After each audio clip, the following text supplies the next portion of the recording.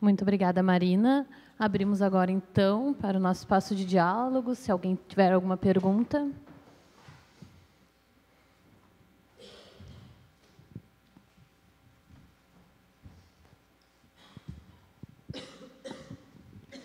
Bom dia, mesa de mulheres.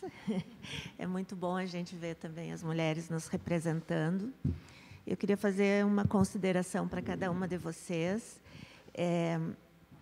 Para a Laura, teu trabalho é muito instigante, porque a publicidade esteve numa pesquisa do ProcessCom, e a gente tinha muitas dúvidas, né, que se refletem nessas questões que tu também traz.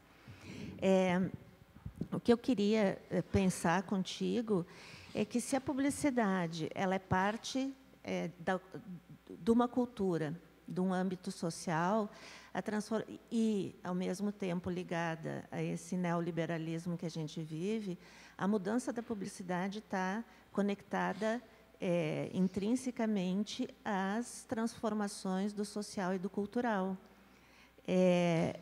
E, portanto, parece que tem uma influência mútua aí.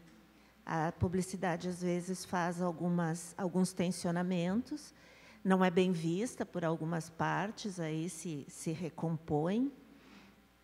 Acho que a internet também é um espaço onde a diversidade da publicidade está mais presente, né?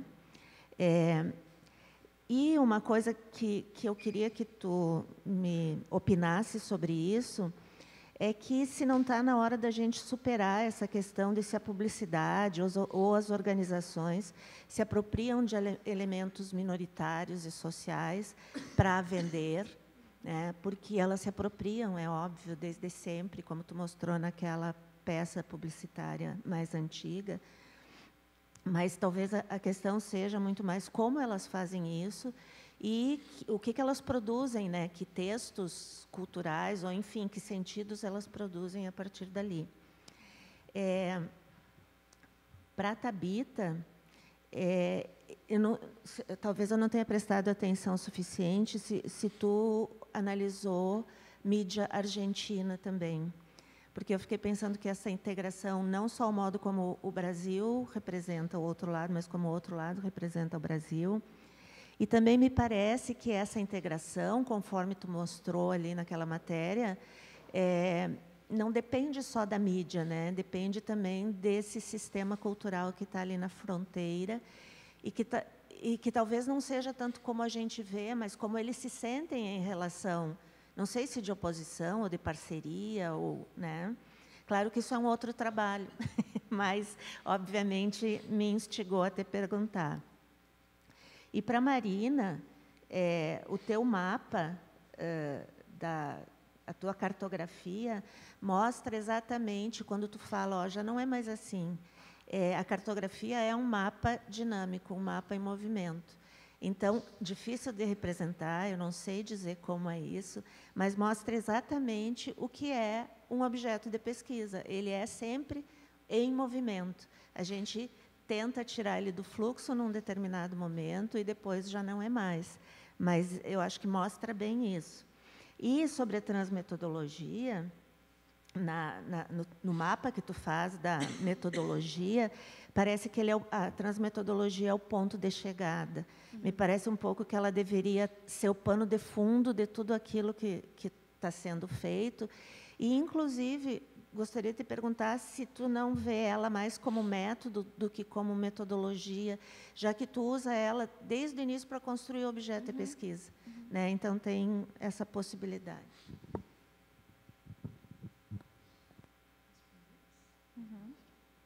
A gente responde agora? Pode começar.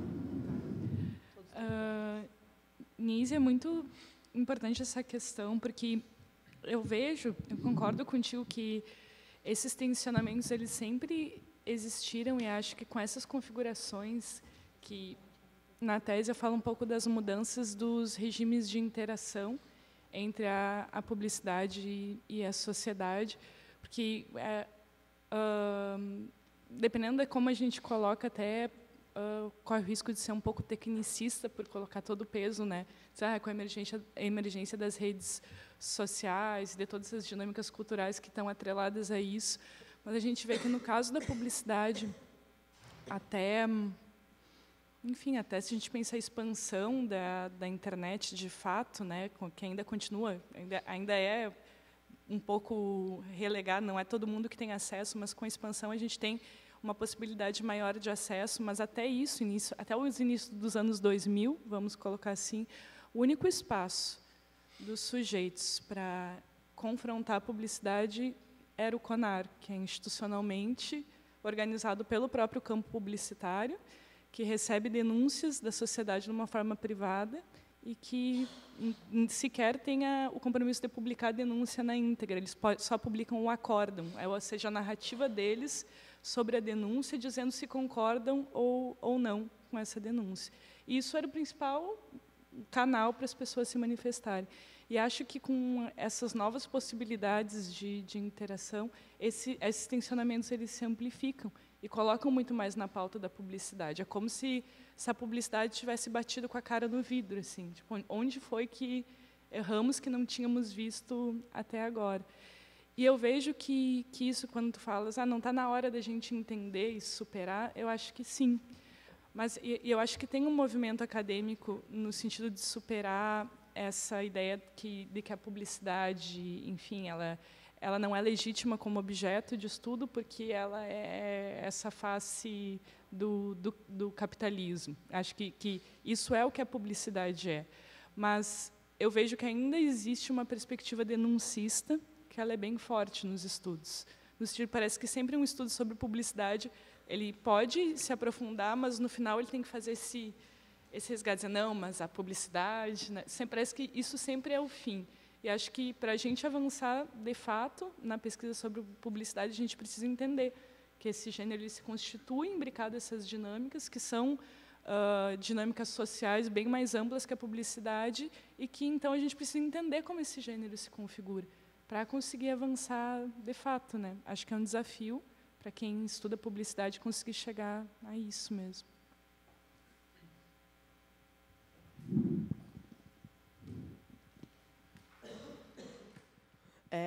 Bom, com relação à análise da mídia argentina, na verdade, era uma ideia que a gente tinha de também fazer análise dos dois lados, né? Porque, enfim, a gente fala da questão da integração e daí a gente não consegue fazer esse movimento nas nossas pesquisas. E, de fato, a gente acabou decidindo que eu ficaria só com o lado brasileiro nesse primeiro momento, porque uma das razões é justamente em virtude das poucas pesquisas. O Estado da Arte eu fiz de 2000 a 2015, buscando, inclusive porque a professora Carla está com uma pesquisa da cartografia, né, das pesquisas sobre fronteiras internacionais, e buscando teses e dissertações dos programas de comunicação, e eu não encontrei nenhuma tese, nenhuma dissertação sobre São Borja e Santo Tomé. Em 2017, foi feita uma dissertação ali na PUC, que é uma pesquisa histórica sobre 2 jornais impressos. Então, nós optamos por tentar aprofundar mais a pesquisa e ficar só com o contexto brasileiro.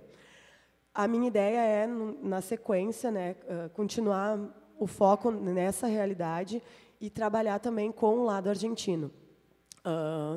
Eu fiz algumas entradas em campo, em Santo Tomé, para conversar com os profissionais dos meios de comunicação de lá, fiz entrevistas com eles, e a gente trabalhou mais no sentido de diálogos informais, para entender um pouco mais dessa realidade, e para justamente tentar pensar como que os argentinos, como que esses profissionais também estão entendendo essa questão dessas trocas e de uma atuação conjunta. E foi curioso perceber que, tanto no lado brasileiro quanto no lado argentino, os profissionais eles têm um sentimento de nostalgia por uma época em que eles faziam produções conjuntas.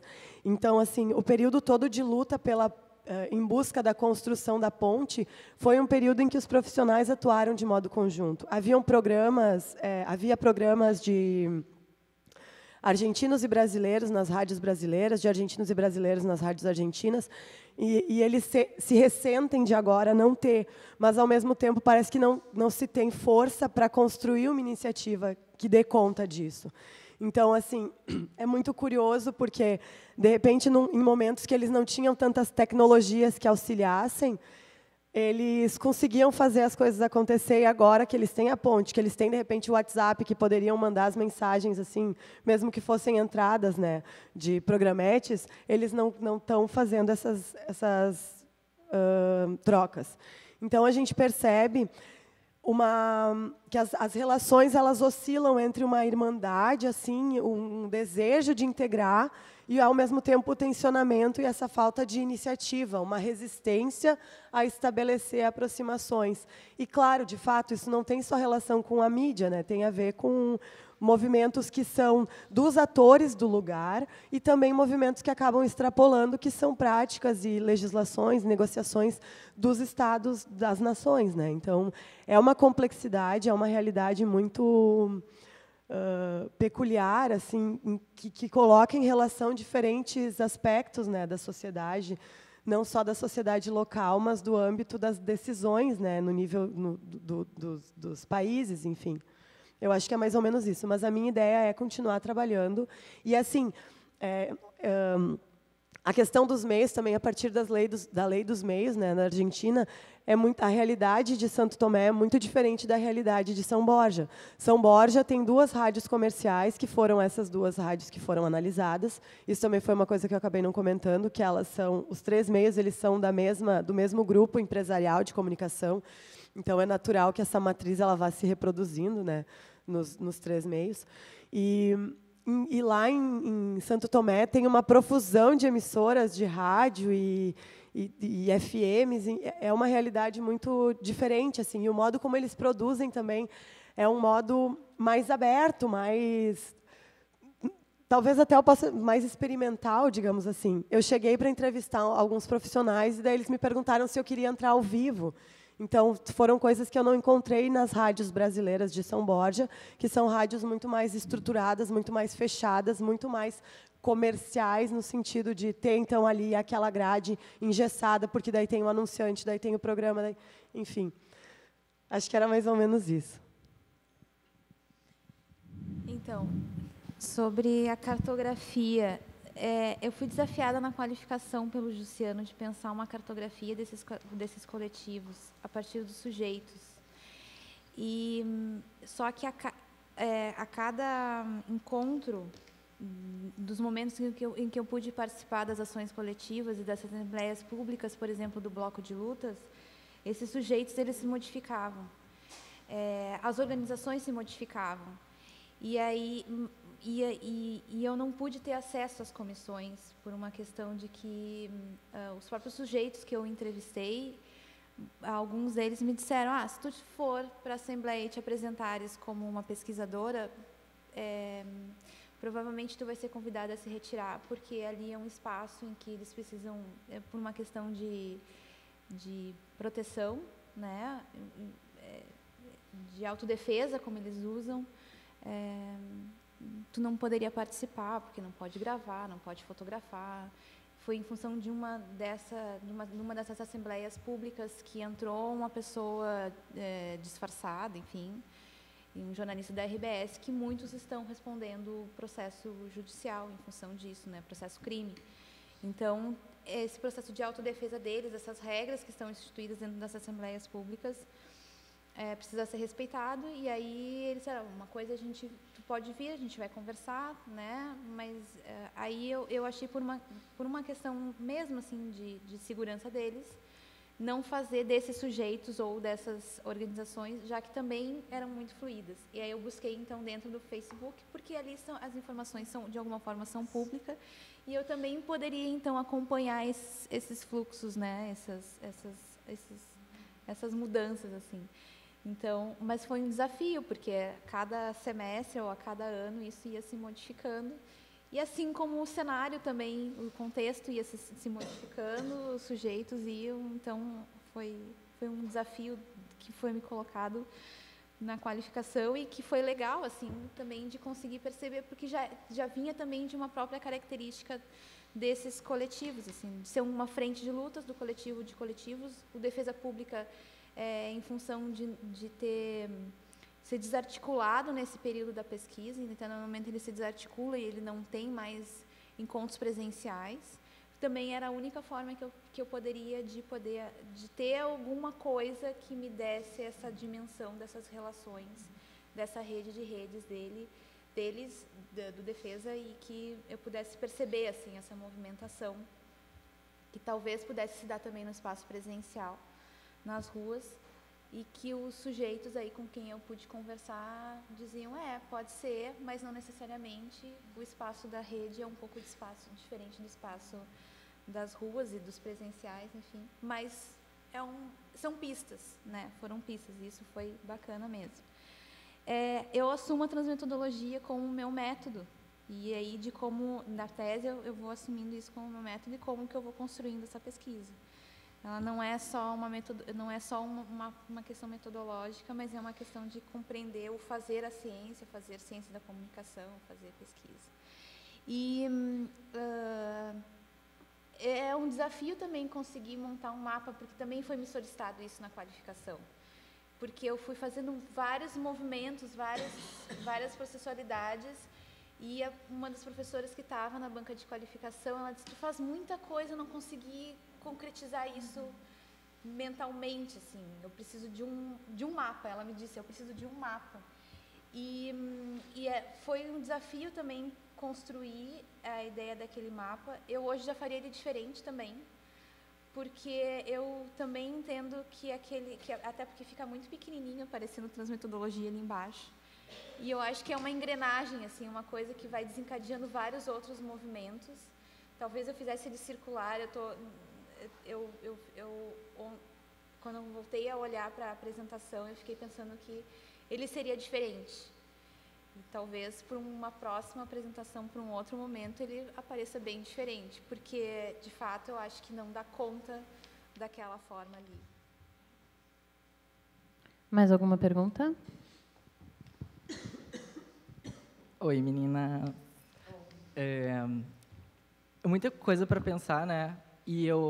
Mas, assim, eu acho que, principalmente na fala primeiro da Laura e da Thabita, é pensar esse jornalismo, essa publicidade que está tentando representar o outro e tentando, sei lá, um jornalismo e uma publicidade da alteridade, digamos assim.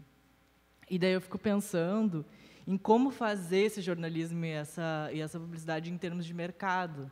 Se, enquanto campo de estudos, a gente ainda não está muito apartado desse fazer, né? Se a gente ainda não está, de alguma forma, como que a gente está contribuindo com o mercado? E também na formação desses profissionais, né, nas universidades. Ou a gente ainda está apartado, assim, nessa visão pendular. Então, assim, a academia faz a crítica e o mercado faz o serviço do capitalismo e está... enfim, capitalizando a diversidade, e a gente tem que lidar com isso. Então, eu acho que a gente não pode fazer, principalmente, a crítica pela crítica. Acho que a gente já chegou numa fase de campo de estudos que isso já não nos permite mais ser realizado, e a gente tem que tensionar essas realidades. Mas como tensioná-las? Eu acho que tá ligado também aos três pilares da universidade, né? A gente tem ensino, pesquisa e extensão. E eu acho que está no ensino, obviamente, a gente vai ter que, dentro das universidades, tentar formular e constituir novos profissionais que cheguem ao mercado com novas ideias e novos pensamentos, mas, principalmente, a extensão, eu vejo como um braço muito importante dessa união entre o que a gente vem tentando pensar e aquilo que é executado na realidade social, né? E, em outro sentido, eu também acho que aí eu quero ver o que vocês pensam sobre isso, que é como também ao encontro do que a Anísia vem falando, que a gente tem que sair dessa ideia do capitalismo como das instituições como ligadas somente a algo ruim ou algo que vá constituir hierarquias e exclusões, mas pensar se talvez a capitalização dessas diversidades ou dessas diferenças, como eu prefiro chamar de diferença, não podem também ser uma estratégia de reconhecimento, de representação e de identidade numa sociedade capitalista, porque, enfim, a gente vive numa sociedade capitalista. Então, a capitalização dessas diferenças, dessas diversidades, pode também ser uma estratégia quando a gente olha para quem está usando elas. a gente olha para os sujeitos, e os sujeitos podem refazer essas narrativas, né? Então, nesse sentido, não é uma via de mão única, a gente não tem uma instituição que está tentando representar e aquilo acabou, mas também dos usos e apropriações dessas narrativas nas nossas vidas, né? E em relação à Marina, a tua tese ela é praticamente a minha dissertação a gente tem quase os mesmos resultados no sentido de usos e apropriações das redes, né? Eu estudei a Marcha das Vadias enquanto movimento feminista que estava iniciando lá em 2011 e eu acho que essa questão da efemeridade é muito relevante da própria configuração desses coletivos, né? E essas disputas internas que também acabam desmobilizando os sujeitos, porque a disputa interna ela tem, às vezes, até uma importância muito maior do que a disputa contra o opressor, porque são movimentos novos e são movimentos que estão se constituindo enquanto coletivos. E o que eu mais acho interessante, que é diferente dos movimentos que eu estudei, é que essas redes elas são mais constituidoras de espaços instrumentais, né, de táticas. E assim, por que será isso? Por que não há um espaço de debate constituído nessas redes sociais? E essa divisão clara que esses movimentos têm de uma herança moderna ainda de divisão entre redes e ruas, quando na realidade a gente tem um grande espaço público, né? E aí tu fala que existem essas hierarquias dessa divisão, mas eu queria saber se essa divisão também não passa por questões de gênero, assim, se elas não são generificadas. Quem são as pessoas que estão no comando? Apesar de existir uma hierarquia, uma tentativa de horizontalidade, como se dá a produção de hierarquias dentro do movimento?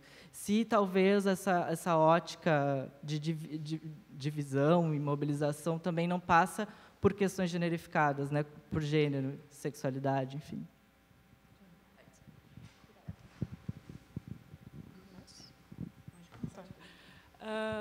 Não, muito interessante isso, Tainá, porque eu vejo como publicitária e pesquisadora da área da publicidade, eu vejo que tem um movimento bem interessante, assim, ao passo que o cenário social ele é muito instável e ainda muito polarizado em termos de discussões teóricas. Eu acho que na minha experiência enquanto sujeita profissional da publicidade e pesquisadora, eu nunca senti uma abertura tão grande do mercado para as discussões acadêmicas. Porque é isso, o cenário está tão instável e tem tantas transformações nos modos de se produzir, de se interagir com a publicidade, que a publicidade, o campo profissional, também se abre para essa discussão. Diz, bom, mas o que está acontecendo? Nos deem aportes, nos ajudem a entender. Então, durante a tese, o campus, eventos que eu participei da área, ou da ARP, da Associação Rio Grandense de Propaganda, que era só dos profissionais das agências, dizia, não, eu sou da URGS. Eu, não, bem-vinda, que bom que você está aqui. Então, eu vejo que tem muito um movimento de abertura.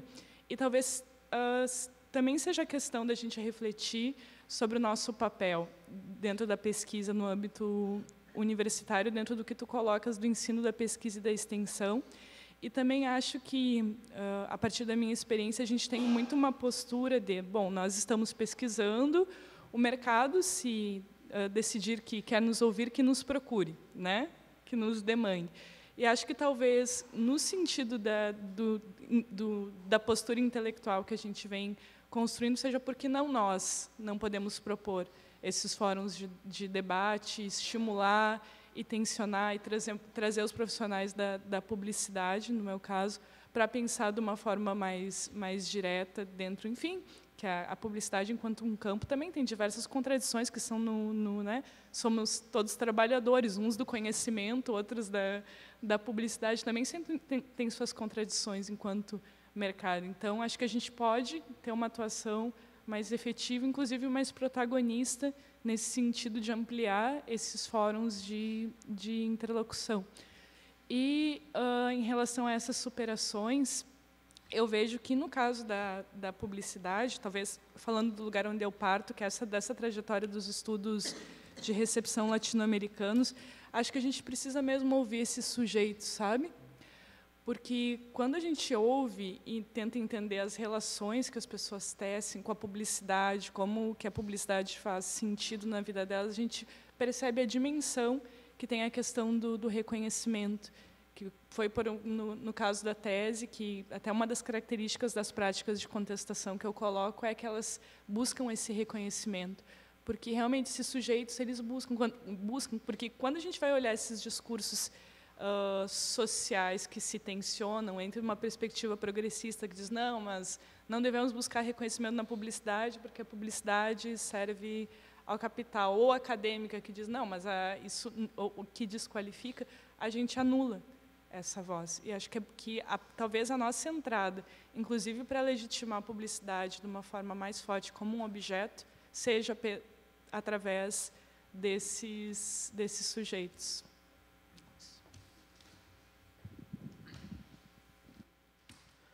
Bom, pegando o gancho da questão dos sujeitos, eu trabalhei, né? A pesquisa ela foi voltada para um jornalismo bastante específico, assim, que é um jornalismo de interior, um jornalismo de fronteira. Então, tem as várias dificuldades, né, de um jornalismo nesse contexto. Então, a precarização, né, dos profissionais, enfim, falta de recurso, uma série de coisas que acabam também acarretando nessas realidades, nessas abordagens que são trazidas. E eu tinha uma dificuldade muito grande quando eu estava fazendo a tese, as análises, enfim, de conseguir fazer essa crítica, porque como que e é isso que nem a Laura falou, se percebe uma abertura muito grande. Então, no primeiro momento, eu ia trabalhar com São Borja e Uruguaiana. E nas duas cidades, os meios eles me receberam de uma maneira muito aberta, muito tranquila. Assim, é isso, eu precisava das produções de rádio, eles gravavam os programas para mim, salvavam em pendrive, me entregavam depois, enfim, tinha toda uma dedicação deles para que eu pudesse fazer minha pesquisa. E eu ficava depois pensando como que eu vou agora fazer a crítica para essas pessoas que me receberam, que me acolheram, sendo que eu estou vendo as dificuldades que eles têm. E que são dificuldades, muitas vezes, que ultrapassam a questão das práticas profissionais e que são vivências pessoais, né? Então, de dificuldades que, de repente, as pessoas têm nas suas vidas para poder também cruzar a fronteira, para poder fazer esse contato com o outro, né? Enfim, com essa cultura que é diferente. Então, acho que tem uma série de questões aí que, às vezes, a gente... E daí eu concordo totalmente com a Laura, que é fundamental que a gente escute esses sujeitos. E que a gente, depois, também se coloque em diálogo, né? Se, de repente, no momento da pesquisa, a gente não consegue fazer isso, mas que depois a gente se coloque em diálogo. E eu acho que aí entra a questão da extensão, enfim, da gente poder, de repente, fazer esse movimento. O professor Effendi, no dia da minha banca, ele me chamou para a responsabilidade de fazer um seminário lá em São Borja. E agora eu já estou conversando com um amigo que também pesquisa fronteira, para a gente propor cursos de extensão e tentar conversar com a comunidade, não só em São Borja, mas em outras cidades de fronteira, em outras localidades, enfim, para tentar ver, mas quais que são as demandas, como que funciona, quais são as dificuldades, como que, de repente, na universidade se pode pensar diferente. Quando eu estava em São Borja, claro, foi uma iniciativa, enfim, eu ministrei a DCG, a disciplina complementar da graduação, Comunicação, Fronteira e Identidade. E a ideia, a provocação que eu fiz para os estudantes era de eles, então, fazerem pautas diferentes sobre aquela realidade, que fossem pautas que fugissem do tradicional que a mídia comercial faz, né? Que não fosse o repórter escondido com um veneno ou com algum produto tentando cruzar a fronteira. Que fosse uma pauta sobre a comunidade, que fosse uma pauta que fosse conversar com as pessoas, tanto de São Borja quanto de Santo Tomé. E eu acho que vai passando por isso tudo, assim. E quando tu comentou da questão de algumas estratégias, eu fiquei pensando no modo como a mídia lá ela se constitui voltada para a questão comercial, no sentido de tentar estimular que a cidade seja vista de um modo diferente e que esse modo diferente seja o turismo. Então, também aí entra a questão das missões, pela tentativa de transformar São Borja numa rota missioneira, pelo menos naquele período isso era muito forte, então de valorizar esse passado histórico e tentar fomentar a economia a partir disso. Só uma questão que me veio assim. Mas eu fiquei pensando várias coisas a partir da tua fala e várias coisas também que a pesquisa acaba não abarcando, mas que é importante de refletir em próximos momentos. Tainã, quando eu fui buscar as pessoas para poder conversar e poder entrevistar, uma preocupação que eu tinha é que, na minha pesquisa, eu conseguisse conversar num equilíbrio de gênero também. Porque, como eu não pude participar das comissões de trabalho, por exemplo, do Bloco de Lutas, e o Defesa Pública, lá pelas Santas, não tinha mais encontros presenciais, eu tentei buscar uma diversidade de sujeitos, né? Então, assim, eu não sei se dentro das comissões do Bloco de Lutas, por exemplo, tinha uma divisão de gênero. Eles trabalham como é um coletivo de coletivos, né? E aí uma frente de lutas, então tinha desde partidos políticos, sindicatos, movimentos sociais mais tradicionais, e eles trabalham com pessoas de referência. Então, ficava assim, eu perguntei, quantas pessoas participam da comissão de comunicação? Em torno de 15. Tá, e quais são as organizações? São várias. Né? Então, eu não tinha... Quem são essas pessoas? São as pessoas que são referenciadas e só entram essas pessoas que são referenciadas. Se eu quisesse lá participar, porque eu começo a acompanhar o bloco, faço parte do bloco, e entendem que eu sou uma militante, não, tem que ser referenciada por alguma organização, mesmo que você seja um autonomista. Então, tem lá uma série de pessoas que vão dizer, a Marina é uma pessoa confiável, pode participar e tal. É assim. Então, no dado momento, eu olho para isso e digo, tá, então existe uma certa hierarquia, existe uma estrutura, ainda que se tente fazer isso o mais aberto possível, existe uma estrutura que permite entradas e restrições, assim. As questões de gênero, e principalmente as questões das mulheres, apareceram quando eu entrevistei pessoas que já participaram de movimentos sociais mais tradicionais, como o MST, e dentro da construção desses sujeitos políticos e culturais, elas trouxeram essas questões de gênero, inclusive porque que elas teriam rompido com esses movimentos. Né? Então, isso aparece daí a partir de quando eu vou conhecer mais esses sujeitos e quando eu vou entender como é que eles chegam no bloco ou como é que eles chegam no Defesa Pública. Aí essas questões de gênero aparecem mesmo, assim. Mas não dentro desses coletivos em específico, porque daí eu não consegui, né? Daí foi o limite também de que me foi colocado. Bom, colegas, a gente já está com um horário bem apertado em cima do nosso intervalo. Eu mesma teria várias colocações, é um debate incrível, a gente poderia ficar aqui muito tempo. A gente tem uma última perguntinha, só para não desprivilegiar a colega que já pediu a fala, mas vou pedir para a gente tentar ser o mais breve, para não atrasar demais o que a gente já está. Bom dia a todos. Eu vou ser mais objetiva possível para a doutora Tabita.